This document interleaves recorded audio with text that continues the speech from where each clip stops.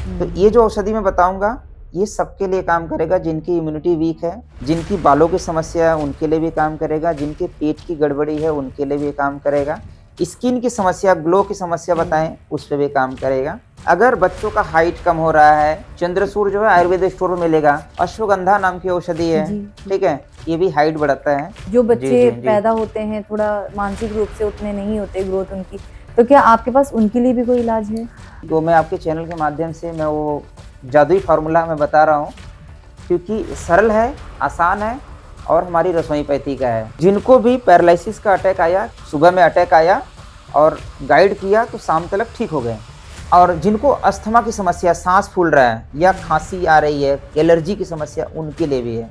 तो बरगद का दूध आँखों में हम 1 बूँद आँखों में डाल सकते हैं या फिर हाथों पे ले करके ऐसा हम काजल के तरीके से लगा आँखों के अंदर लगा सकते हैं। धनिया का पत्ता है, वो पत्तों का रस हम आँखों में डाल सकते हैं छान करके, उससे भी आँखों की समस्या ठीक हो जाती है। आँखों के सभी रोगों में काम करेगा, चाहे मोतियाबिंद हो, चाहे रोशनी कमज़ोर हो, चाहे आपको आँखों में जलन हो, खुजली हो, दर्द हो, आँखों से आँसू आ रहा है, ए टू जेड कुछ भी समस्या है, वहाँ पे ये फ़ॉर्मूला बहुत ही इफ़ेक्टिव काम करता है। दालचीनी का काढ़ा बना करके शहद मिला करके पीना चालू करिए, तो अस्थमा का समस्या ठीक हो जाएगा। सर में दर्द हो रहा है या उल्टी हो रही है या फिर आपको घबराहट बेचैनी हो रही है, आप 4 लौंग उबालिए पानी में, लौंग हाथ में टच हुआ रहेगा और हम गाड़ी पे बैठेंगे तो आपको उल्टी का सेंसेशन नहीं होगा। किसी को भयानक सर दर्द है, ये इतना टच करना है, 1 मिनट से 2 मिनट के अंदर उसका सर दर्द ठीक हो जाएगा। अगर किसी को उल्टी आ रही है, उल्टी बंद नहीं हो रही है, बस टच करके रखना है, 1 मिनट से 2 मिनट के अंदर ही आराम मिल जाएगा। हार्ट अटैक आ रहा है, बीपी हाई हो गया है, गैस ट्रबल कर रहा है, सर भारी हो गया है, 2 से 5 मिनट बैठना है, नॉर्मल होने लगेगा, हार्ट अटैक आपका विशेष तौर से टल जाएगा। नमस्ते दर्शकों, स्वागत है आप सबका आज के वीडियो में। आज हमारे साथ हैं वैद्य धीरज जी। आप पहले भी इस चैनल पर उनसे मिल चुके हैं और उनके बताए गए नुस्खों को और ट्रीटमेंट्स को आप सब ने बहुत अप्रिशिएट किया। बहुत सारे लोगों के कमेंट्स आए थे कि बहुत लोगों को फायदा हुआ है। तो आज वैद्य धीरज जी फिर से हमारे साथ जुड़ रहे हैं। आज हम फिर उनसे बात करेंगे कि किस तरीके से हम जो एक आम बीमारियां जो हर घर में हो रही हैं उससे हम कैसे अपना बचाव करें। तो धीरज जी, आपका पुनः बहुत बहुत स्वागत है हमारे चैनल पर। जी दीदी, बहुत-बहुत धन्यवाद आपका भी। पहले हम आपके चैनल पे ज़ूम के माध्यम से मिले थे जी और दिल्ली आना हुआ मेरा, तो आज आपके घर पे आए, स्टूडियो में आए। जी। तो आपका भी बहुत-बहुत धन्यवाद, हमें यहाँ पर आपने आमंत्रित किया। बहुत अच्छा लग रहा है आज आपसे इस तरीके से रूबरू मिलकर। और मैं आपसे ऐसी आज कुछ चर्चा करना चाहती हूँ। जैसे धीरज भाई, आज हम जाते हैं हर घर में देखते हैं, एक समय हुआ करता था हमारे बुजुर्गों के टाइम पे कि लोग बीमार नहीं होते थे, सालों साल लोग रोग मुक्त रहते थे। लेकिन आज की हम बात करें तो हर घर में आपको व्यक्ति बीमार मिलेगा। अगर 6 सदस्य हैं तो उसमें से 3 या 4 लोग तो बीमार ही मिलेंगे। ऐसा क्यों हो रहा है? क्योंकि हमारी लाइफस्टाइल चेंज हो गई, हमारे खान-पान चेंज हो गया। ऐसे में आप क्या सजेस्ट करते हैं, हमें कैसे वापस से अपने आप को हेल्दी लाइफस्टाइल में लेकर आया जाए? हाँ, जी, जी, जी। सभी दर्शकों को नमस्कार। मैं और दीदी के साथ में कुछ चर्चा करेंगे, हम लोग बातचीत करेंगे और ये जो चर्चा है आपके जीवन में कितना उपयोगी रहेगा, आप जब सुनेंगे तो इसका जो है लाभ आप लोग भी ले पाएँगे। क्योंकि मैं जो है कई तरीके से मैं बीमारियों पे काम करता हूँ। एक तो मैं माइंड पे काम करता हूँ, दूसरा मैं जड़ी-बूटियों पे काम करता हूँ और इसके अलावा हमारी अपनी डाइट्स है, उसके ऊपर हम काम करते हैं। प्लस मैं ट्रेनिंग भी देता हूँ, लोगों को सिखाता भी हूँ। तो कई तरीके से मैं समाज में जो है अपना योगदान दे रहा हूँ। जो मेरे पास अनुभव है, जो बड़े-बुजुर्गों का ज्ञान है, वही ज्ञान मैं लोगों के बीच में लाना चाह रहा हूँ क्योंकि हमारे बड़े-बुजुर्ग जो रहे हैं, उनकी आयु आपने कभी देखे रहेंगे तो वो 90 प्लस में ही जाते जी, थे। जी, जी, बिल्कुल। 100 साल भी क्रॉस हो जाता हुँ, था, हुँ, ठीक हुँ, है? हुँ।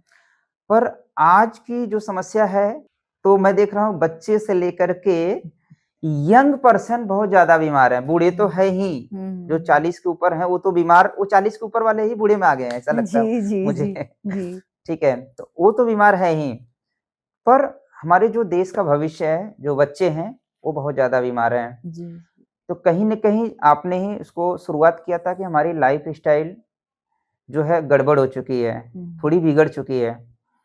तो सबसे अच्छा एक सॉल्यूशन है, मैं जो लोगों को सिखाता हूँ क्योंकि हम इस समय बैठे हैं दिल्ली में और दिल्ली में कई समस्याएँ हैं। मतलब अगर हम सुबह से रात तक का जो भी हम खान-पान देखें वो तो मतलब प्योर आपको मिलना बड़ा मुश्किल है। हुँ, केमिकल वाली ही चीज़ें जी। ज़्यादातर ऐसा ही मिल रहा है। हुँ, हुँ। फिर भी अगर हम चाहें तो हम थोड़ा बहुत बदलाव करें, बहुत ज़्यादा बदलाव ना करें, जी। थोड़ा बहुत ही बदलाव करें। बिना भूख के भोजन नहीं करना है, सबसे हुँ, बड़ा नियम है। चाहे बड़ा हो, चाहे बुजुर्ग हो, चाहे महिला हो, चाहे बच्चे हो। हुँ, हुँ। किसी को भी अगर उसकी इच्छा नहीं कर रहा है खाने के लिए तो ज़बरदस्ती उसके मुँह में नहीं ठूँसना है। हुँ, हुँ। अगर हम ज़बरदस्ती किसको खाना खिला रहे हैं और वो खाना शरीर के अंदर जाएगा तो खाना पचेगा नहीं। अगर खाना पचेगा नहीं, तो हुँ, खाना सड़ेगा। हुँ, हुँ, हुँ। सड़े हुए खाने से ऊर्जा बीमारियाँ। नहीं मिलेगी, बीमारी ही मिलेगी। हुँ, ठीक है? तो सबसे सरल नियम है, पहला नियम यही है क्योंकि आयुर्वेद के हमने कई सारे ग्रंथों में भी इसके बारे में पढ़ा था। हुँ। आयुर्वेद में सबसे जो गंभीर बीमारी है, बीमारी के रूप में बोला जाता है मंद अग्नि। जी, हमारी जी। जठर अग्नि अगर मंद हो गई है, खाना पचाने की क्षमता कम हो हमारे गई। शरीर में अगर नहीं है, हुँ, तो हुँ। यही सबसे बड़ी बीमारी है जठरा अग्नि हुँ, का मंद हुँ। होना। तो यही गलती हो जाती है, हमारे सामने अगर कुछ अच्छा खाना हमें मिल गया, हुँ, भूख मन का रहता है, तन का हुँ। भूख नहीं है, वो मन जी। का भूख है, वो जीभ का भूख है, हुँ, वही बीमारी है। हुँ। मतलब आपका मन संयमित नहीं है, आपके मन के ऊपर कंट्रोल नहीं है आपका। हुँ, तो हुँ। प्रयास हमें ये करना है कि जिनको भूख नहीं है, उनको भोजन नहीं करना है और अगर भूख है, इसका उल्टा भी, अगर आपको भूख कुछ भी लगा है, कस के भूख लगी है, तो कस के भूख में डिमांड नहीं होती है कि हमें ये चाहिए। हुँ, जो मिल जाए हम वो खा लें। हुँ, हुँ, ऐसी वाली अगर भूख हमारे पास है, तो समझ लेना ये असली भूख है। हुँ। अगर भूख लगी और भोजन नहीं करेंगे, तो भी समस्या है। अच्छा, भूख को मारना नहीं है। भूख को मारना नहीं है, भूख एक वेग है। शरीर में 13 प्रकार के वेग वेग हैं। भूख, प्यास दोनों वेग है। हुँ, मल, मूत्र ये भी वेग है, इसको भी रोकना नहीं है। आँसू बह रहा है, ये भी एक वेग है, उसको रोकना नहीं है। आँसू बह रहा है, बह जाने दीजिए, चिंता कम हो जाएगा। हाँ, हाँ। छींक आ रही है, ये भी एक वेग है। उल्टी आ रही है, ये भी एक वेग है। ठीक है? नींद आ रही है, वो भी एक वेग है। शरीर के 13 जो वेग है, उसको कंट्रोल नहीं करना है। मैं गारंटी से बता सकता हूँ, आप 95% आपकी बीमारी तो ऐसे ही ठीक हो जाएगी। 10% 5% 10% आपको ज़रूरत पड़ सकती है औषधियों का। जो बड़े लोग हैं, उनको 2 बार भोजन करना चाहिए क्योंकि हुँ। 2 वक़्त की रोटी के लिए हम मेहनत कर रहे हैं। जी, जी। ठीक शुरू है? से यही कहा गया है 2 2 वक़्त वक़्त की की रोटी, रोटी। 3 वक़्त की रोटी की बात नहीं की गई ना। तो 2 वक़्त की रोटी के लिए हम मेहनत कर रहे हैं। एक बार सुबह हम भरपेट भोजन कर लें, दोपहर के टाइम पे हम नहीं खाएँ, ताकि शाम को जल्दी भूख लग जाए। हुँ, अगर शाम को जल्दी भूख लग गया तो आप 6 बजे, 7 बजे तक भोजन आप कर लेंगे। यहाँ तक कि मैंने देखा कि 5 बजे ही कस के भूख लग जाती है अगर दोपहर का भोजन नहीं जी, करेंगे जी, तो। जी, बिल्कुल। अच्छा जिनकी भूख लगी है वो खा सकते हैं, बच्चे लोग हैं, बच्चे 4 से 5 बार खा सकते हैं, हुँ, उनको हुँ, कोई समस्या है। जो लेबर व्यक्ति है, मेहनत का काम कर रहा है, वो भी 3 से 4 बार खा सकता है, उसको कोई समस्या नहीं है। ये नियम किसके लिए है? जो व्यक्ति एक तो रोगी है, हुँ, विशेष तौर करके उनके लिए, जो व्यक्ति बैठे-बैठे काम कर रहा है, हुँ, मेंटल वर्क है, ये उनके लिए है। अगर हम ये नियम पालन कर लें, मैं बहुत ही विश्वास से बता रहा हूँ, आपकी बीमारी ठीक हो जाएगी। अगर कोई बीमारी लाइफ़स्टाइल डिज़ीज़ है, चाहे वो गैस, कब्ज़ की समस्या हो, चाहे वो बवासीर की समस्या हो, चाहे शुगर हो, चाहे बीपी हो, चाहे कोलेस्ट्रॉल हो, ऐसे ही नॉर्मल हो जाएगा। एक तो ये सॉल्यूशन है, हुँ, लाइफ़स्टाइल को ठीक करके अपने आप को संतुलित किया जाए। जी। सेकंड पार्ट में हम उसमें औषधियाँ भी जोड़ सकते हैं। जैसे आपको मैं बता दूँ कि अगर हमारे रसोई घर क्योंकि मैं विशेष तौर करके 2 प्रकार की रसोई पे काम करता हूँ। एक तो हमारे घर में जो है रसोई, जी। एक जो भगवान की रसोई है। हुँ, हुँ, हुँ, घर में जो हमारी रसोई है, ये ऋषियों द्वारा हमारे घर में स्थापित किया गया है, हुँ, जिसमें घर के मसाले हैं, हुँ, भोजन की दिनचर्या है। सेकंड है रसोई हमारी भगवान की जिसमें है जड़ी-बूटियाँ। जी, ठीक है? तो दोनों के माध्यम से हम लोग अपना उपचार बड़े सरल तरीके से कर सकते हैं, वो सारी चीज़ें मैं सिखाता हूँ। जी। तो अब मान लो किसी को गैस एसिडिटी बन रहा है, शुरुआती लक्षण यही है, ध्यान रखिएगा। तो आप भोजन करने के बाद आधा चम्मच अजवाइन, थोड़ा-सा काला नमक मिला कर के गर्म पानी से ऊपर से खा लीजिए भोजन करने के बाद, वाह! तो आपका जो खाना खाए हो जल्दी से डाइजेस्ट हो जाएगा। मुख्य जड़ यहीं से शुरुआत होता है। जी। खाना नहीं पचा तो गैस बनना है, हुँ। एसिडिटी होना है, कब्ज होना है, कब्ज हुआ तो समस्या बहुत सारा हो जाएगा, जी। एक-एक करके हम गिनती करने जाएँगे तो। हुँ। जी, जी। सही कहा आपने क्योंकि सारी मुख्य जो जड़ है ना हमारी ये जो जीभ है ना, ये है मुख्य जड़ सारे रोगों की। जी, जी, अगर जी। ये जीभ लपलपाती है, जीभ से पानी गिरता है, फिर इंसान को भूख लगे, ना लगे, वो हर चीज़ खाना है उसे। जी। इसी की वजह से हम बीमार भी होते हैं और इसी की वजह से हम स्वस्थ स्वस्थ भी भी रहते रहते हैं। हैं। तो ज संयम। संयम रखना है, अपने शरीर के ऊपर, अपने मन के ऊपर संयम रखना है क्योंकि आप समझिए आप कब तक इलाज करेंगे? कब तक दवाई खाएँगे? दवाई परमानेंट सॉल्यूशन नहीं है किसी भी बीमारी का। इमरजेंसी में हमें मदद लेना है, अगर हमें कुछ समस्या हो जा रही है, तो वहाँ पर हमें इमरजेंसी में मदद ले लेना चाहिए औषधियों का, डॉक्टर का, हॉस्पिटल का, जहाँ ज़रूरत पड़े। डिपेंडेंसी नहीं रहना है। अभी जी। आपने थोड़ी देर पहले कहा था ना कि अब तो 40 प्लस के लोग जो हैं वो मतलब कि बुजुर्ग की कैटेगरी में धीरे-धीरे आने लगे हैं। जी, जी। पहले 60 साल की उम्र में लोगों को रिटायर किया जाता था कि अब आप बुजुर्ग की कैटेगरी में हैं तो अब आप आराम कीजिए। जबकि अब हम देखते हैं ज़्यादातर बीमारी 35-40 के लगभग होने लगती हैं। ऐसे में अगर हम लेडीज़ की बात करें तो लेडीज़ के अंदर जैसे मैंने देखा है आयरन की कमी हो जाना, खून की कमी हो जाती है उनके अंदर तो बहुत सारी बीमारियाँ वहाँ से शुरू होती है। चेहरे का ग्लो चला जाता है, ऐसे बहुत बाल गिरने लगते हैं, तो ऐसे में उन्हें क्या करना चाहिए? जी, जी, जी। ये मेरे पास हज़ारों की तादाद में महिलाओं के मैसेज आते हैं, बहनों के मैसेज आते हैं, माताओं के मैसेज आते हैं। 2-3 प्रकार से समस्या होती है, मैं एक-एक करके डिस्कस कर रहा हूँ, आप लोग उसको समझिए, आपकी समस्या किस प्रकार का है, उसमें चेंजेस करिए। एक तो समस्या है हमारी मॉडर्न रसोई, जहाँ पर हम खड़े-खड़े खाना बनाते हैं, मैं पहले भी बताया था इस जी, बार में। जी, जी। उनको एड़ी में दर्द स्टार्ट होता है जब हम खाना बनाते रहते हैं, खाना बनाने का जो एक प्रोसेस है कम से कम 1 से डेढ़ घंटा जाता है। दूसरा पार्ट है कि जो माताएँ ज़िम्मेदारी ज़्यादा लेती हैं, वैसे काम घर की ज़िम्मेदारी लेती हैं, तो वो क्या करती है ना सबको खिला कर के उनको भूख लगा है, पर जी। वो क्या करती है अपने वेग को रोकती है, हम सबको कर लेंगे फिर हम खाएँगे। मैंने क्या हुँ। बोला शुरुआती? भूख के वेग को रोकना नहीं है, वो किसी का भी भूख का वेग है। जहाँ हम रोकेंगे, वहाँ पे समस्या उत्पन्न होगी। जैसे हम चूल्हे पे खाली बर्तन रख दें, हुँ। चूल्हा जल रहा है, जी, बर्तन बर्तन जल रख दिए, जाएगा। तो बर्तन जलेगा, तो उससे जी। हमारा जो आमाशय है, पेट है, हुँ। उसके अंदर जब भूख लगता है, तो जठर अग्नि तीव्र होता है, वो क्या करेगा, वो हमारे पेट को जलाने का काम करेगा, उससे एसिड रिफ्लेक्ट होगा, वो समस्या पैदा करेगा। और एक कारण है माताओं के लिए क्योंकि आपने माताओं का सवाल किया, जी, जी। माताओं के लिए समस्या है कि बहुत ज़्यादा इच्छाएँ पाल लेती हैं। हमने देखा है कि लगभग 90% 95% जो थायराइड की बीमारी है, हुँ, वो लेडीज़ को है। माताओं को ही होती है। बिल्कुल, बिल्कुल। क्यों होती है माताओं को? इसके पीछे बहुत ही साइकोलॉजिकल कारण है। मेंटली वो बहुत ज़्यादा इच्छाओं को पाल लेती हैं मन में हुँ, हुँ। और उसकी पूर्ति नहीं होती है। यहाँ तक कि हँसने की इच्छा हो रही है, मान लो बहुत ज़ोर से हँसने की इच्छा हो रही है, हुँ। पर आप सोच रहे हैं अरे यहाँ पे घर में कुछ लोग हैं, हँस नहीं पा रहे हैं। वो हार्मोन्स तैयार हो गया, जब हमारी इच्छा जागृत होती है ना, तो शरीर के अंदर वो हार्मोन्स बनने लगता है। वो हुँ, उसकी पूर्ति के लिए अगर आप हँस देंगे, तो हुँ, पूर्ति हुँ। हो जाएगी, नहीं हँसेंगे तो पूर्ति नहीं होगी, वो हार्मोन्स थायराइड ग्लैंड पे जमा हो जाएगा।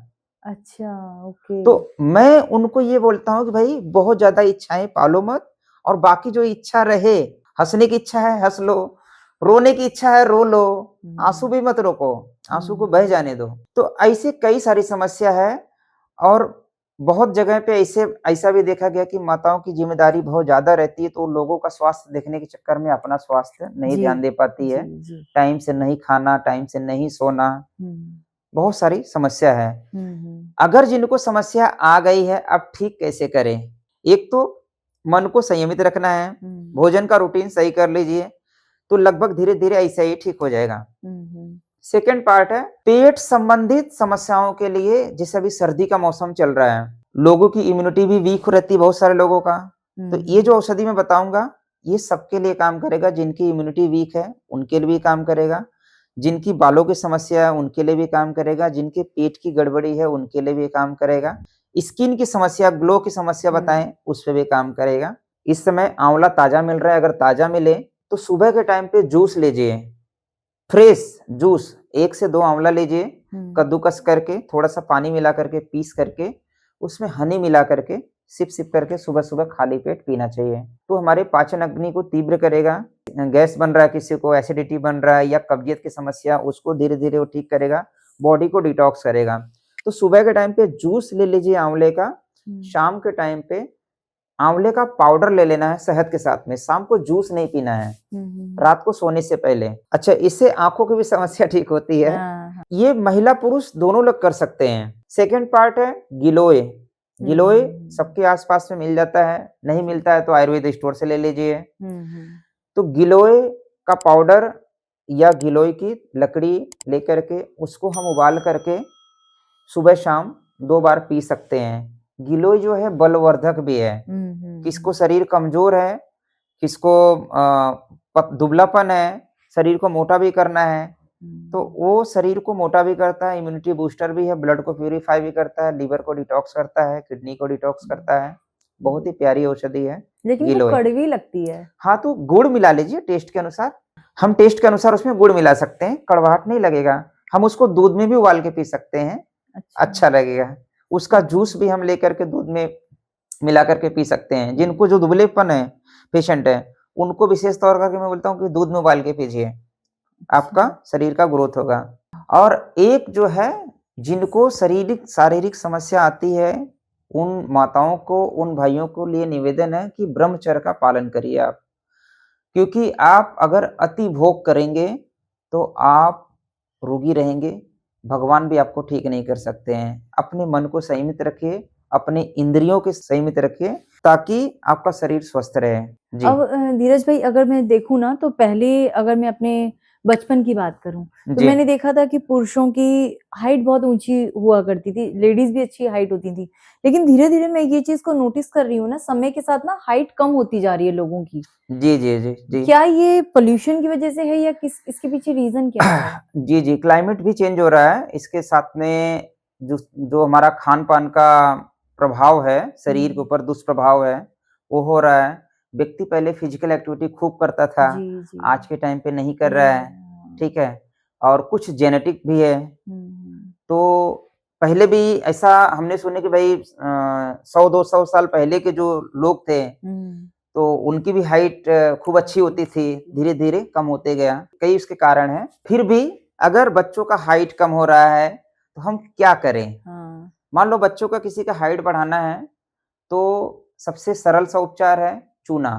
पान वाला जो चूना होता है, उसको गेहूँ के दाने बराबर, अगर 5 साल का बच्चा है, तो गेहूँ के दाने बराबर, 10 साल का बच्चा है, तो थोड़ा-सा मात्रा बढ़ा दीजिए, 15 साल का बच्चा है, तो 2 गेहूँ के दाने बराबर ले लीजिए।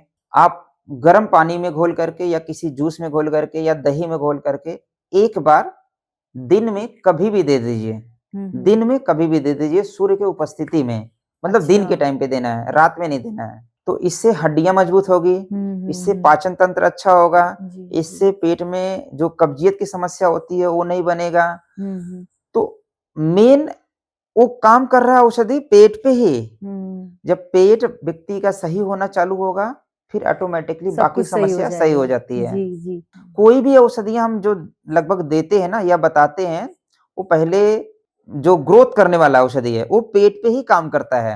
हमारी इम्यूनिटी को अच्छा कर देता है, फिर उसके बाद इम्यूनिटी बूस्ट होता है वो। हाँ, शरीर स्वस्थ हो जाएगा। इसके अलावा चंद्रसूर नाम की एक औषधि आती है, चंद्रसूर जो है आयुर्वेद स्टोर में मिलेगा।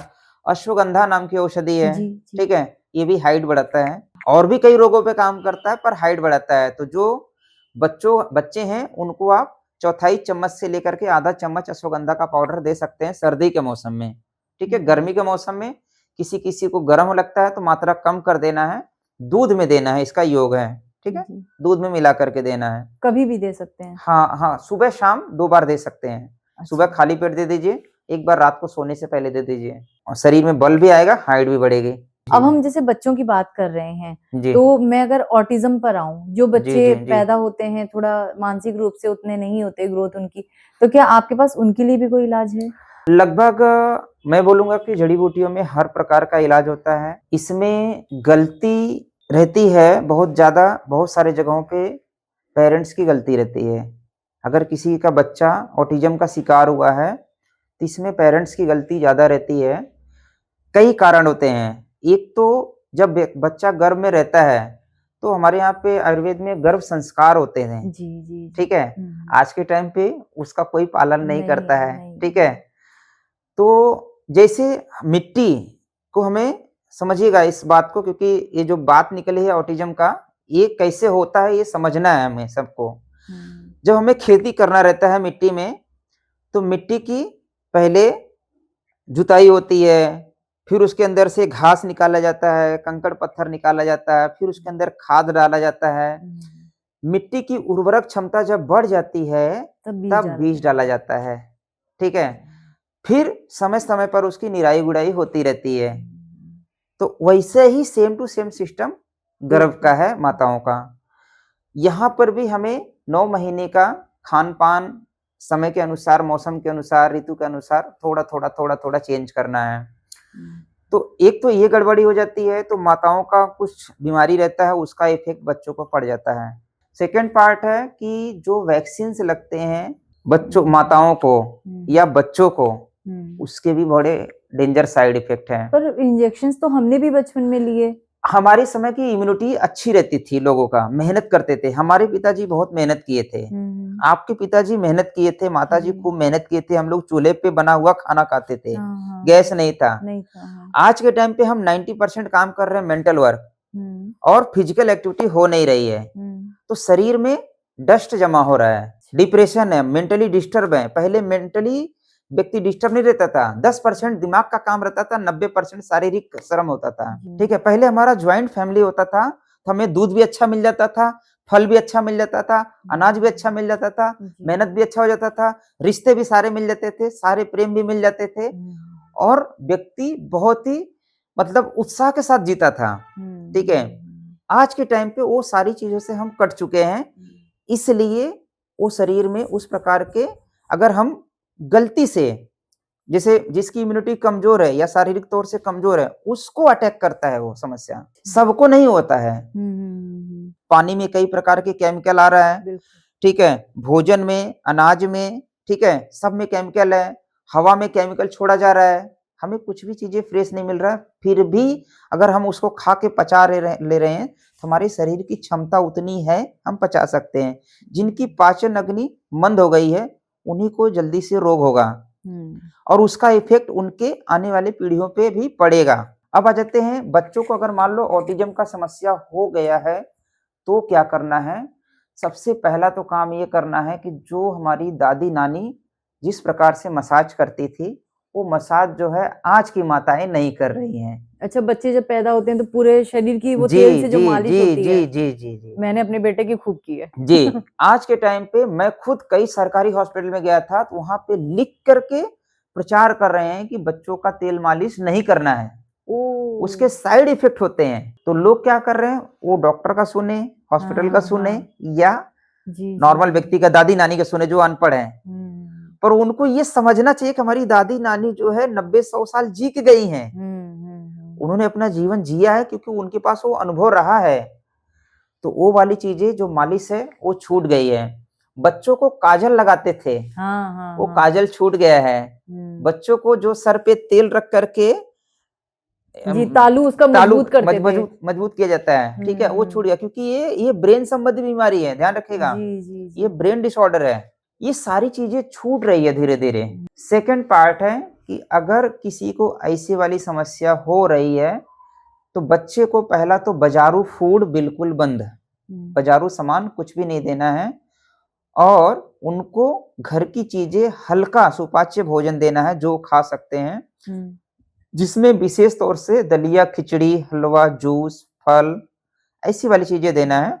औषधि के रूप में गिलोय, अभी हमने चर्चा किया था, गिलोय बहुत ही प्यारी औषधि है। गिलोय हमें रेगुलर देना चाहिए। गिलोय को अमृता बोला जाता है, अमृता वैली, ठीक है, यानी अमृत के समान, अमृत तुल्य है वो, अमृता उसको इसके लिए बोला जाता है। तो अमृता रिष्ट नाम से दवाई आती है, एक तो हम उसको दे सकते हैं, ठीक है। सेकेंड पार्ट, हम ब्रेन को भी मजबूत करने के लिए कुछ औषधियां हमें देना चाहिए, जैसे ब्राह्मी हो गया, शंखपुष्पी हो गया, और वच नाम से औषधि आती है। तीनों मिल जाए तो भी अच्छा है, कोई एक भी मिल जाए तो भी अच्छा, पंसार की दुकान पे आराम से मिल जाता है, जड़ी बूटी दुकान पे, जी, ठीक है। जी, जी। बच जो है बहुत तीक्ष्ण उग्र औषधि होती है, तो उसकी मात्रा बहुत कम रखा जाता है। अगर बच्चा 3 साल का है, 2 साल का है, तो उसको सरसों के दाने बराबर ही उसको शहद में मिला करके चटाना चाहिए। गेहूं के, थोड़ा सा बच्चा बड़ा है तो गेहूं के दाने बराबर उसको मिला करके चटाना चाहिए, ठीक है। इसके साथ में हमें नीम पत्ती का जूस, नीम पत्ती जो है, नीम पत्ती का जूस आधा आधा चम्मच, एक एक चम्मच उसको पिलाना चाहिए बच्चे को। इससे ठीक हो जाएगा, काफी हद तक समस्या ठीक हो जाती है। बाकी बहुत सारी चीजें, कुछ ऐसी चीजें हैं, मतलब एक तो होता है कस्टमाइज, उनको देख करके बताया जाता है, और भी चीजें। सेकंड पार्ट है पीपल का पेड़, नीम का पेड़, बरगद का पेड़, ऐसे जो ऑक्सीजन स्रोत वाले पेड़ हैं, उनको मैं समझाता हूं कि बच्चों को गले लगाना चाहिए। पेड़ पेड़ को से, हग करें। हाँ, पेड़ से वो ऊर्जा, जब हम हाथ को टच करते हैं, प्रेम से गले लगाते हैं, तो वो हमारे अंदर ऊर्जा आती है। उसका अनुभव मैंने खूब महसूस किया है। मैं कहीं जाता हूँ पेड़ के पास तो मैं उसको गले लगाता हूँ, प्रणाम करता हूँ, क्योंकि मेरा कनेक्शन उससे बहुत अच्छा मतलब बना हुआ है, क्योंकि मैं उस पे काम करता हूँ। और जिन पेड़ में ऑक्सीजन की मात्रा बहुत ज्यादा है, वो वाला पेड़ उसके लिए ज्यादा अच्छा काम करेगा, ठीक है। यहाँ तक कि हमारे जो बड़े वैद्य रहे हैं या कुछ डॉक्टर रहे हैं, उनका कहना है कि जहाँ पे ऑक्सीजन की कमी रहेगी, वहीं पे समस्या शुरू होगा।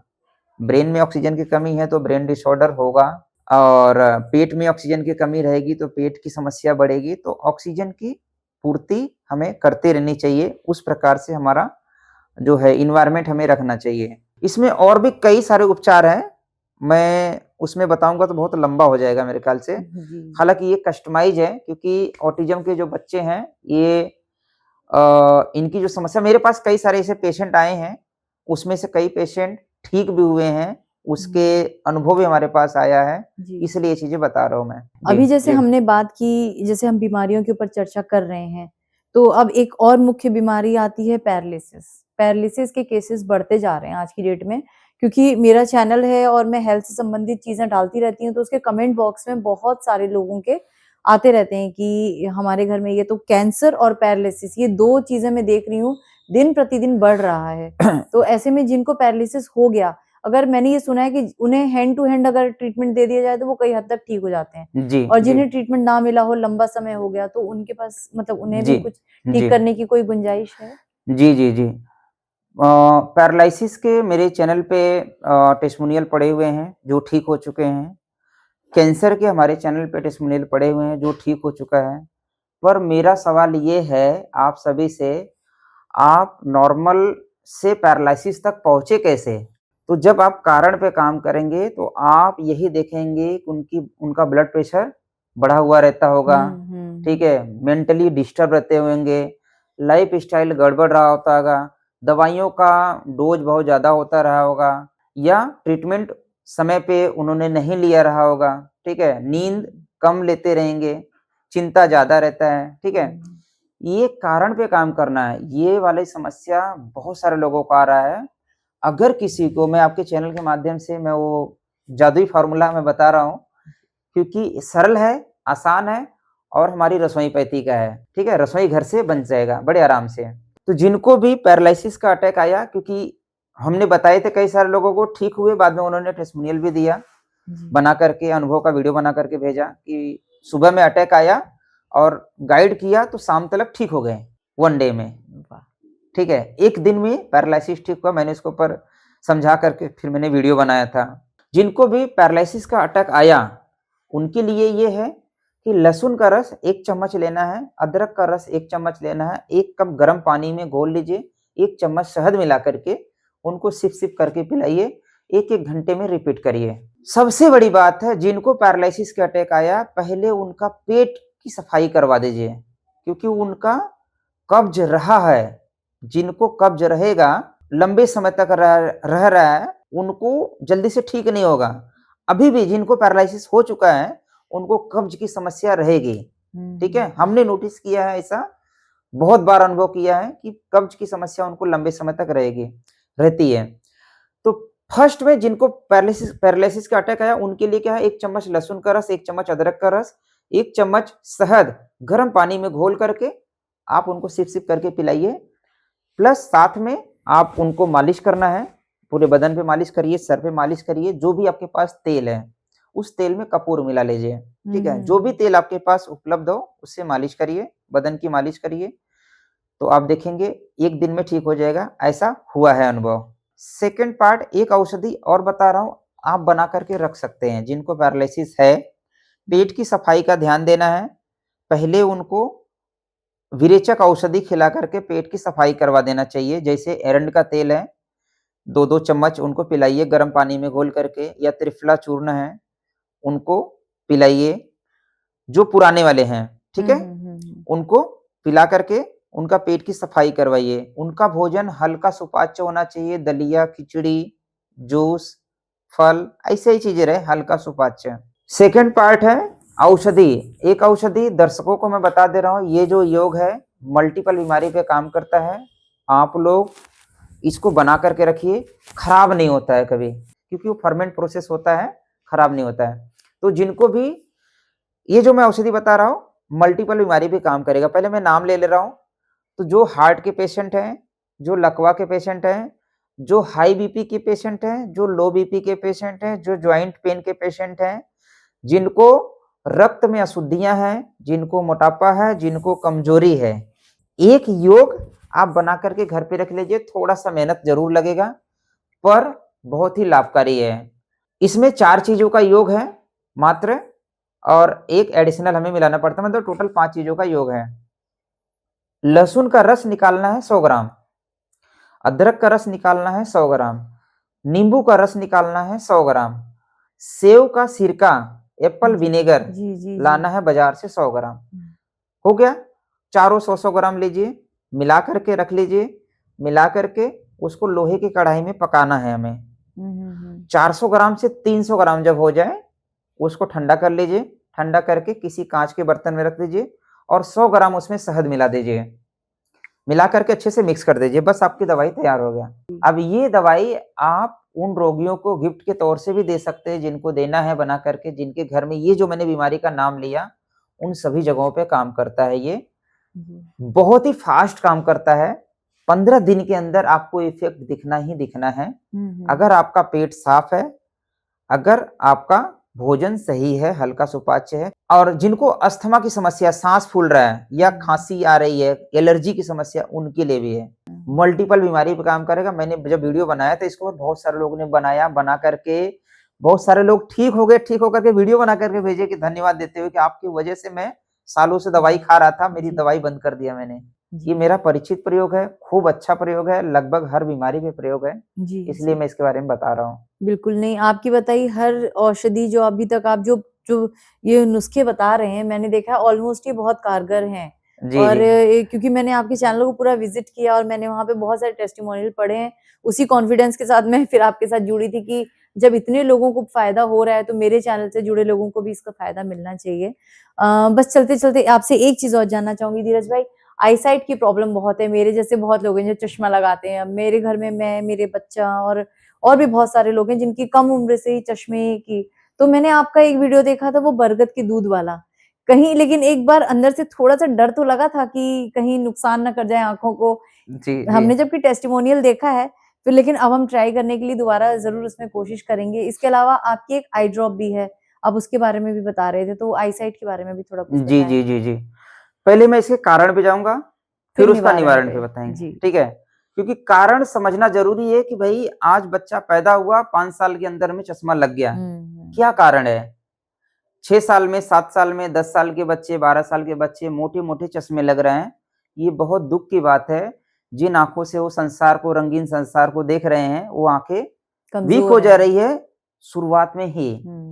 तो कुछ तो दवाइयों का साइड इफेक्ट रहता है जो बच्चों को लग जाता है। कुछ बच्चे का जो लाइफस्टाइल गड़बड़ है, जो बाजारू सामान के ऊपर निर्भर है, चॉकलेट, बिस्किट, बच्चों के लिए स्पेशली, जिनके बच्चों की समस्या है, आप समझ लीजिए अगर आप परहेज कर लेंगे, ये कुरकुरे, बिस्किट, नमकीन, चॉकलेट, मोमोज, ऐसी वाली चीजें कभी काल दें तो ठीक है, रेगुलर जब देते हैं तब बच्चों को घर का खाना अच्छा नहीं लगता है, जी, ठीक है? जी। तो कुछ उसमें केमिकल मिलाते हैं जो टेस्ट के लिए, जैसे अजीनोमोटो है, हुँ, अजीनोमोटो नाम का एक केमिकल है, जी। जो कैंसर कारक है। तो कई प्रकार के केमिकल मिलाते हैं, ठीक है? हुँ, जो टेस्ट के लिए तो अच्छा रहता है, पर हेल्थ पर्पज़ से नुकसान रहता है। एक परहेज़ हमें ये करना है कि भाई बाज़ारू फूड से हमें बचें। सेकंड पार्ट है हमारा स्कूली सिस्टम। अब आप पूछेंगे स्कूली सिस्टम से बच्चों का हेल्थ का क्या लेना, आँखों का क्या लेना-देना है? बहुत बड़ा कनेक्शन है। स्कूल का जो सिस्टम है, सुबह 8 बजे का कर दिए हैं। हुँ, हुँ, हुँ। कहीं-कहीं 7 बजे का है, कहीं 8 बजे का है। जी, पहले के क्लासेस 10 बजे से चलते 10 थे, बजे से होते थे, राइट। ठीक है? अब क्या हो रहा है कि हम उसको जल्दी उठा रहे हैं। जल्दी उठा रहे हैं, पहले तो हड़बड़ाता है, उसको उठाएँ तो जल्दी से उठेगा नहीं। हुँ, फिर चलो जल्दी-जल्दी ब्रश करो, जल्दी-जल्दी ब्रश करो। ब्रश हुँ, हो गया, जल्दी-जल्दी, ज़बरदस्ती में हुँ। हो रहा है, ठीक है? जी, जी, जी।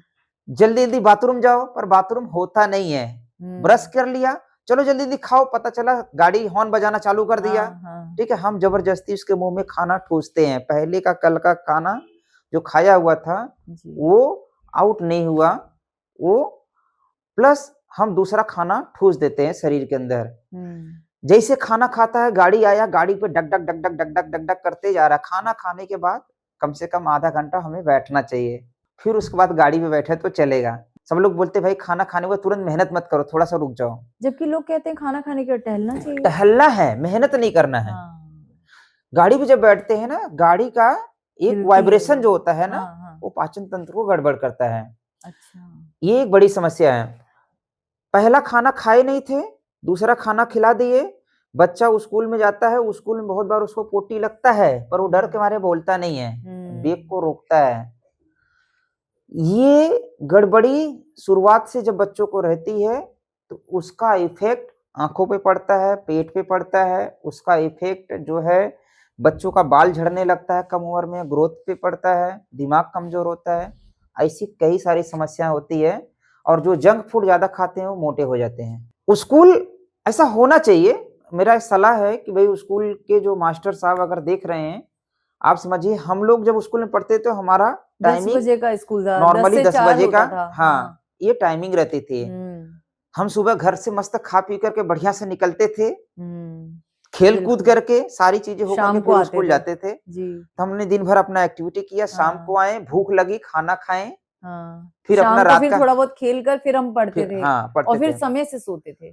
तो ये वाला जो प्रक्रिया था ना, ये कट गया कनेक्शन, हुँ, ठीक है? हुँ।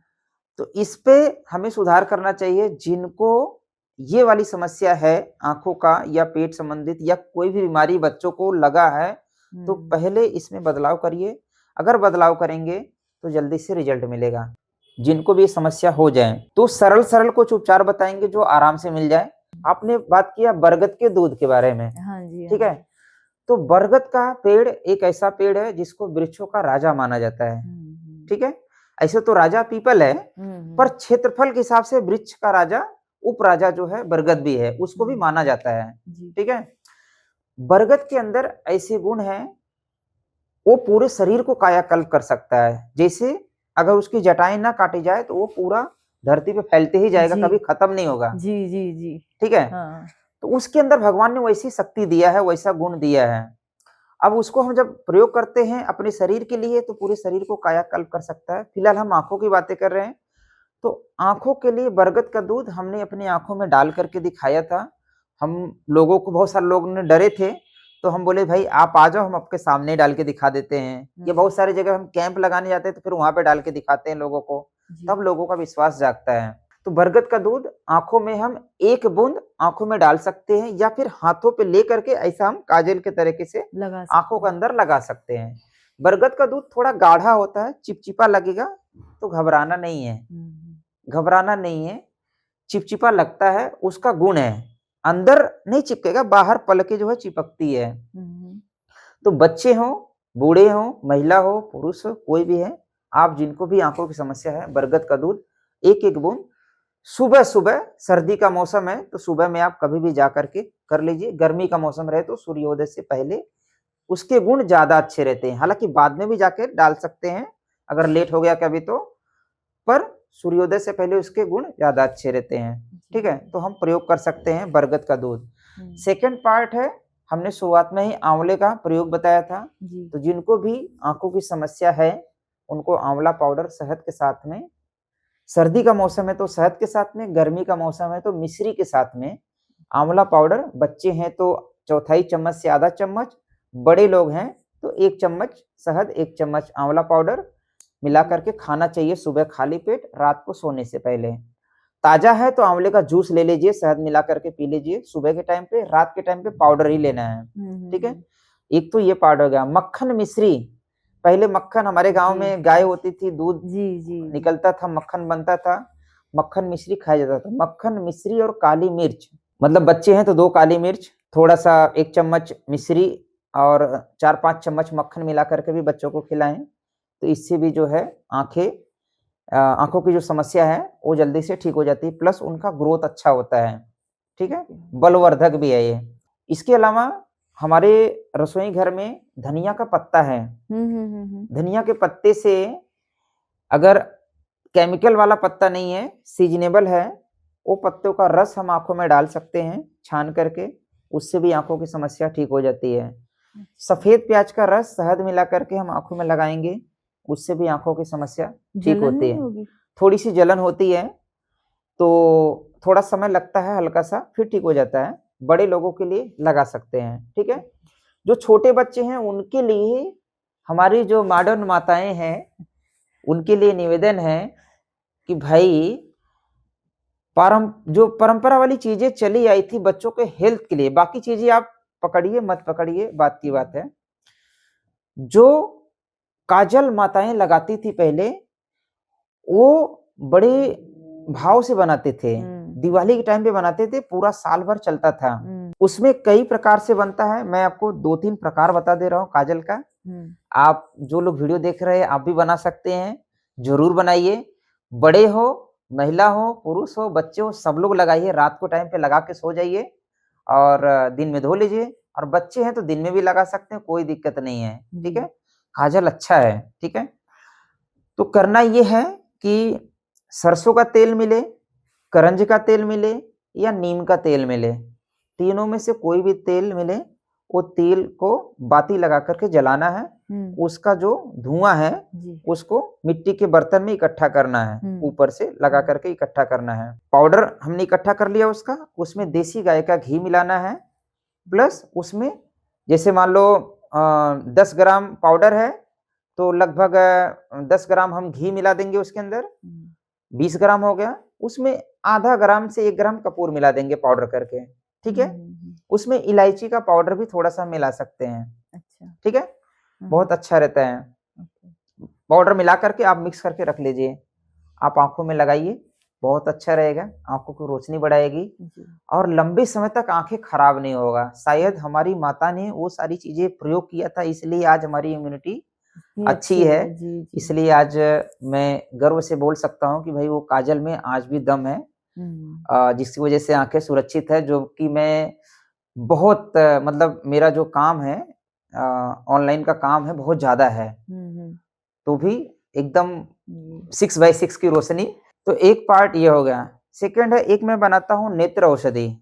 नेत्र औषधि जो है दीदी, उसके बड़े अच्छे पॉजिटिव इफ़ेक्ट हैं, तो मैं उसको अपने इमरजेंसी बैग में एक स्थान दिया हूँ। ये हमारी रसोई पैथी का इमरजेंसी बैग है, और उसमें मैं उसको एक स्थान दिया हूँ यहाँ पर, इमरजेंसी के लिए भी, प्लस अगर किसी को दिक्कत रहे आँखों का, तो नेत्र औषधि अपने घर पे आप बना सकते हैं। फॉर्मूला मैं बता रहा हूँ, आप बना लीजिए खुद से। थोड़ा-सा लंबा प्रोसेस होता है, पर एक बार बना लेंगे तो 1 साल की छुट्टी हो जाती है, खराब नहीं होता है। ठीक है, 1 साल, 1.5 साल तक हम उसको प्रयोग कर सकते हैं। तो उसमें 5 चीज़ टोटल लगता है, 5 चीज़। आपको नींबू का रस चाहिए, देसी वाला जो छोटा नींबू रहता है, कागजी नींबू बोलते हैं, नींबू का रस लेना है। आप घर के लिए बना रहे हैं तब थोड़ा-थोड़ा ले लीजिए, 10 ml नींबू का रस लीजिए। 10 ml आपको लेना है देसी गाय की बछिया जो होती है, उसका गौमूत्र लेना है। अच्छा। ठीक है? बीमार ना हो और गाभिन ना हो, ठीक है? बच्चे वाली ना हो, दूध वाली ना हो, वैसे वाला बछिया का गौमूत्र लेना है। 10 ml आपको शहद ले लेना है, 10 ग्राम 10 ml शहद ले लेना है, शुद्ध शहद रहे, यहाँ तक कि हम बोलते हैं कि छोटी मधुमक्खी का शहद अगर कोई ये मधुमक्खी वाला मिल जाए जो शहद देता है, सामने निकलवा के ले लीजिए, बाजार वाला सारा मिलावटी है। जी। ठीक है। और 10 ml सफेद प्याज का रस लेना है। 4 चीज हो गया, 10-10 ml सफेद प्याज का रस, नींबू का रस और शहद हो गया, गौमूत्र हो गया। ठीक है, ये हो गया 40 ml। अब 40 ml आपको लेना है गुलाब अर्क। गुलाब जल भी एक होता है, गुलाब अर्क भी होता है, तो जल नहीं लेना है, अर्क ज्यादा अच्छा काम करता है, हम मिलाते हैं अर्क। तो गुलाब अर्क जो है ये किसी आयुर्वेदिक कंपनी का, आप जो विश्वसनीय व्यक्ति हो, बनाता हो, केमिकल वाला ना हो, आप उसको 40 ml मिला दीजिए। ठीक है। तो ये बन गया कितना, 80 ml। हाँ। अब उसको किसी कांच के डब्बे में ढक करके रख दीजिए। हर तीसरे दिन उसकी सफाई करिए, ऊपर का निथरा हुआ भाग छान लीजिए कपड़े से, नीचे जम जाता है वेस्टेज उसको फेंक दीजिए। फिर 3 दिन के बाद फिर छान लीजिए। ऐसे करते करते 45 दिन का प्रोसेस होता है। अच्छा। ठीक है।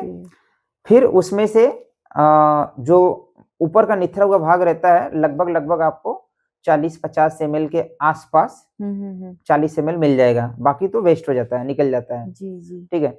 फिर वो नेत्र औषधि आप आंखों में डालेंगे, आंखों की सभी रोगों में काम करेगा, चाहे मोतियाबिंद हो, चाहे रोशनी कमजोर हो, चाहे आपको आंखों में जलन हो, खुजली हो, दर्द हो, आंखों से आंसू आ रहा है, A to Z कुछ भी समस्या है, वहां पे ये फॉर्मूला बहुत ही इफेक्टिव काम करता है। मेरे चैनल पे इसके खूब सारे टेस्टिमोनियल पड़े हुए हैं, जो 1-1 महीने के अंदर में बहुत सारे लोगों को ठीक हो गया, बहुत सारे लोगों को 1.5 महीना 2 महीना में ठीक हो गया, किसी को 3-4 महीना भी लगा ठीक हुआ। तो अच्छे अनुभव पड़े हुए हैं। ये फॉर्मूला देखिए कोई बताता नहीं है। जी। मैं चाहता था तो मैं बोलता था भाई आप मेरे से नेत्र औषधि खरीद करके आप प्रयोग कर लीजिए। मैं इसलिए फॉर्मूला बता रहा हूं ताकि ये ज्ञान बचा रहे। ये ज्ञान अगर बचा रहेगा, फिर आने वाली पीढ़ी उसको प्रयोग करके अपनी बीमारी को ठीक करेंगे। हो सकता है यही ज्ञान घूम करके हमारे बच्चों को भी काम आए, या हमारे घर में किसी माध्यम से काम आए, क्योंकि आज हम बांटे रहेंगे तभी वो घूम करके आएगा हमारे पास। जी। क्या हो गया कि बहुत सारा ज्ञान जो था छुपाने के चक्कर में विलुप्त हो गया। ठीक है, वो वैद्य चले गए, उनका ज्ञान चला गया। तो मैं जब इस फील्ड में आया तो मैं पहले से ही हमारा एक संकल्प रहा था कि भाई हम इसको सारे लोगों को सिखाएंगे। और यहाँ तक कि मेरी इच्छा है कि भाई आप कि जो भी बच्चे हैं, जो भी आपके सोसाइटी में बच्चे हैं, उनको प्रोत्साहित करिए कि भाई हेल्थ सेक्टर में अपना करियर बनाएं। इस फील्ड में आएंगे, आप अपना करियर भी बनाएंगे, आप अपने आप को स्वस्थ रखेंगे, आप अपने परिवार को स्वस्थ रखेंगे, अपने समाज को स्वस्थ रखें। धीरज भाई कितने लोगों का इलाज करेंगे। मैंने सिर्फ परंपराओं का ज्ञान इकट्ठा किया है, और मैंने एक नेचुरोपैथी का डिप्लोमा मैंने किया है, और बाकी हमारे पास पारंपरिक ज्ञान का जो हमारे गुरु का दिया हुआ ज्ञान है, उनके यहाँ का संस्था का सर्टिफिकेट है, बस इतना सा ही है। क्योंकि हम सेवा कर रहे हैं, सेवा करने के लिए ज्ञान चाहिए, डिग्री नहीं चाहिए। डिग्री वाले बिजनेस करेंगे ज्यादातर। जी। बहुत सारे लोग करते हैं सेवा, पर ज्यादातर उनका मोटिव है कि आप बीमार पड़े तो लो भाई ये दवाई खा लो, दूसरी बीमारी आई लो ये दवाई खा लो। हम आपको दवाइयों से मुक्ति दिलाना चाह रहे हैं, रसोईपैथी। तो रसोईपैथी सिर्फ मसाले नहीं है, घर खाने का टेस्ट बनाने के लिए नहीं है। आप एक एक मसाले से इलाज कर सकते हैं। दालचीनी, अगर किसी को अस्थमा का कोई पेशेंट है, ध्यान रखिए, अगर कोई अस्थमा के पेशेंट है, नींद की बीमारी है अगर किसी को है, दालचीनी का काढ़ा बना करके शहद मिला करके पीना चालू करिए, तो अस्थमा का समस्या ठीक हो जाएगा। सर में दर्द हो रहा है, या उल्टी हो रही है, या फिर आपको घबराहट बेचैनी हो रही है, आप 4 लौंग उबालिए पानी में उबाल करके आप थोड़ा थोड़ा करके 2-3 बार पी लीजिए, तो आप देखेंगे आपका सर में दर्द है, उल्टी है, बेचैनी है, घबराहट है, ये ठीक हो जाएगा। लौंग हाथ में टच हुआ रहेगा, और हम गाड़ी पे बैठेंगे तो आपको उल्टी का सेंसेशन नहीं होगा। सर में दर्द है, चक्कर आ रहा था, आप लौंग को चूसते रहिए, सर में दर्द नहीं होगा, दांत में दर्द नहीं होगा, चक्कर घबराहट बेचैनी नहीं होगी। एक जादुई थेरेपी मैं इसमें और बता दे रहा हूँ, क्योंकि दर्द वाली बातें चल रही है, पॉइंट पे टच होता है। तो हमारे हाथ में ही ऐसे बहुत सारे पॉइंट्स है, जिसमें सिर्फ इस हाथ से इस हाथ पे टच करने मात्र से ऊर्जा काम करती है। अगर किसी को सर में दर्द हो रहा है, ठीक है, महिला और पुरुष दोनों के लिए पॉइंट अलग अलग रहेगा, दोनों को बता दे रहा हूँ। लेफ्ट हैंड का इंडेक्स फिंगर लेना है, राइट हैंड का मिडल फिंगर और इंडेक्स फिंगर लेना है। हमें क्या करना है, यहाँ पे ये ऊपर जो जॉइंट्स है ना, यहाँ पे टच करना है बस खाली, ये इतना टच करना है, बाकी सब उंगली फ्री रहे। ये हमने यहाँ पे प्लग लगा दिया, ठीक है, एक प्रकार से बस हल्का सा टच करना है। किसी को भयानक सरदर्द है, 1 मिनट से 2 मिनट के अंदर उसका सरदर्द ठीक हो जाएगा। अगर लेडीज को सरदर्द हो रहा है तो ये इंडेक्स फिंगर हटा करके रिंग फिंगर ले लेना है और यहाँ पे रिंग फिंगर टच कर देना है इसे। ये जो जॉइंट्स है ना, ये जॉइंट्स लाइन है, इसे लाइन के ऊपर टच करना है, दबाव नहीं डालना है, हल्का सा टच करना है, ठीक है। यहाँ पे टच करने मात्र से सर में दर्द है वो तुरंत 2 मिनट के अंदर दर्द कम हो जाएगा। तो ऐसे कई सारे पॉइंट है। मैं आज आया हूं तो कुछ जरूर एक ऐसी विद्या देके जाऊंगा ताकि जो दर्शक है उसका लाभ ले सकते हैं, ठीक है। अगर किसी को उल्टी आ रही है, उल्टी बंद नहीं हो रही है, यही ये 2 उंगली हमें ये अंगूठे के पॉइंट पे, यहाँ पे 2 जॉइंट्स है, यहाँ पे टच कर देना है। अगर घबराहट बेचैनी हो रही है और उल्टी आ रही है, यहाँ पे टच कर देना है, ठीक है। बस टच करके रखना है। 1 मिनट से 2 मिनट के अंदर ही आपका आंख से आंसू बह रहा है, उल्टी आ रहा है या घबराहट बेचैनी है, उसमें आराम मिल जाएगा 1 से 2 मिनट के अंदर, ठीक है। ऐसा टच करके रखना है। एक है मुद्रा है, उसका नाम है अपान वायु मुद्रा। अगर किसी को हार्ट अटैक आ रहा है, बीपी हाई हो गया है, गैस ट्रबल कर रहा है, सर भारी हो गया है, विशेष तौर करके हार्ट अटैक का सिम्टम अगर आ रहा है तो ध्यान से समझिए, ये वाली जो मुद्रा है, अगर जिन भाइयों को हार्ट की बीमारी है वो लोग कर सकते हैं, जिनको हाई बीपी के जो पेशेंट हैं वो कर सकते हैं, और जिनको अचानक में हार्ट अटैक हो रहा है वो अपनी जान बचाने के लिए ये प्रयोग जरूर करिए, आपकी जान बच जाएगी। जिनको भी हार्ट अटैक का सिम्टम आ रहा है उनके लिए ये इंडेक्स फिंगर है, इसको मोड़ना है, अंगूठे के जड़ में लाना है। ये अपान वायु मुद्रा का हम बात कर रहे हैं। अब मिडल फिंगर और रिंग फिंगर अंगूठे के टॉप पे लगाना है और कानी उंगली को, ये छोटी वाली उंगली को फ्री कर देना है, ठीक है। बस ये वाले मुद्रा में बैठना है, 2 से 5 मिनट बैठना है। 2 मिनट के अंदर आपका हार्ट अटैक का जो सिम्टम है, गैस ट्रबल हो रहा है या ब्लड प्रेशर बहुत हाई हुआ है, ये आपका नॉर्मल होने लगेगा। हार्ट अटैक आपका विशेष तौर से टल जाएगा। अगर सीने में चुभन हो रही है, दर्द हो रहा है, वो भी बंद हो जाएगा। तो ये सिंपल सा ट्रिक है जिससे हम इमरजेंसी में भी अपने आप को बचा सकते हैं। ये एक पार्ट है। हार्ट अटैक के लिए ऐसा हम बताते हैं भाई, अगर किसी को हो गया ऐसे अचानक में, आप उनको हरी मिर्च हो गया, लाल मिर्च हो गया, उसका जूस बना के पिला दीजिए। ब्लड प्रेशर, ब्लड का सर्कुलेशन तुरंत बढ़ा देगा, वो ब्लॉकेज जो बंद होने वाला था वो खोल देगा। अदरक चबा के खाओ या लाल मिर्च, हरा मिर्च चबा के भी खाओ तो भी वो काम करेगा। अदरक चबा के खाइए, आंसू, आंख से आंसू आ जाएगा, तब तक चबा के खाइए। लहसुन चबा के खाइए, आंख से आंसू आने लगेगा, क्योंकि वो तीक्ष्ण औषधियां हैं, वो इमरजेंसी की औषधियां, इससे भी आपका हार्ट अटैक टल जाएगा। आज बहुत दुख की बात है कि हार्ट अटैक से रोज खबर आ रहा है कि यहाँ पे बच्चे हार्ट अटैक से मर गए, बूढ़े हार्ट अटैक से, यंग पर्सन लोग हार्ट अटैक से मर रहे हैं। बहुत दुख की बात है। ये सरल सा प्रयोग बहुत काम का है, तो आप इसको विश्वास से प्रयोग करिए। एक्यूप्रेशर ये जो पॉइंट्स है, इस पे तो मैं बहुत सारे काम करता हूँ, मतलब बहुत सारे डिटेल्स इसमें है, इसे बताने जाऊंगा तो ये भी बहुत लंबा हो जाएगा। ये मतलब कुछ सलूशन है कि जो हम अपने आप को बचा सकते हैं।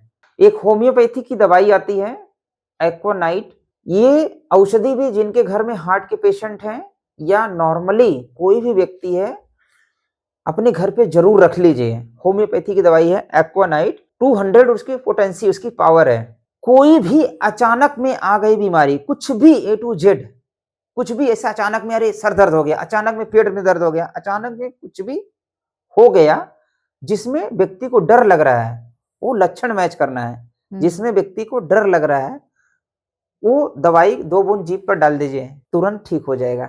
यहाँ तक कि अगर किसी को हार्ट अटैक आ रहा है, अगर वो दवाई है तो वो भी अपनी लाइफ सेविंग दवाई है, जीवन को बचा सकता है वो एक्वानाइट। 5-5 मिनट में आप 2 से 4 बूंद उसके जीभ पर डालना है, 5 मिनट गैप करके फिर डाल दीजिए, 5 मिनट गैप करके फिर डाल दीजिए। इसका प्रैक्टिकल अनुभव जब हम हिम्स हॉस्पिटल में थे वहां पर हमने खूब किया है।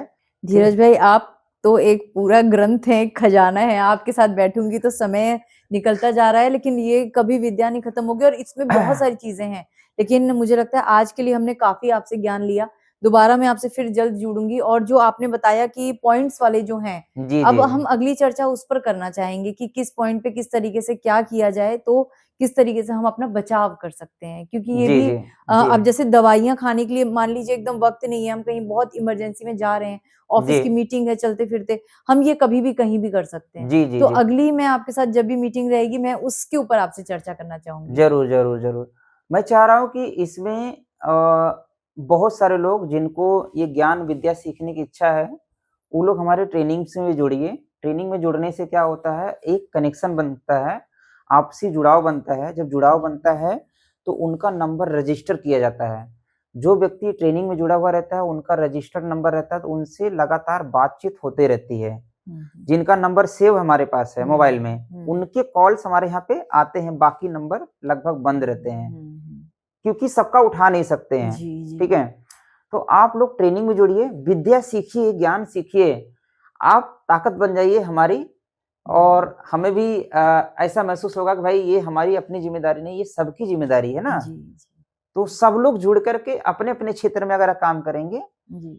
तो ज़रूर हम अपने समाज को निरोगी बना सकते हैं। बिल्कुल, आपका ये संकल्प भगवान जल्दी पूरा करे, बहुत ज़्यादा से ज़्यादा युवा जो हैं आपसे जुड़ें और आपके इस मुहिम का हिस्सा बनें, और हमारा भारत फिर से पहले की तरह बन जाए, निरोगी, स्वस्थ जी। वाला। जी, जी, जी। बहुत-बहुत धन्यवाद धीरज भाई, दिल से आभार आपका।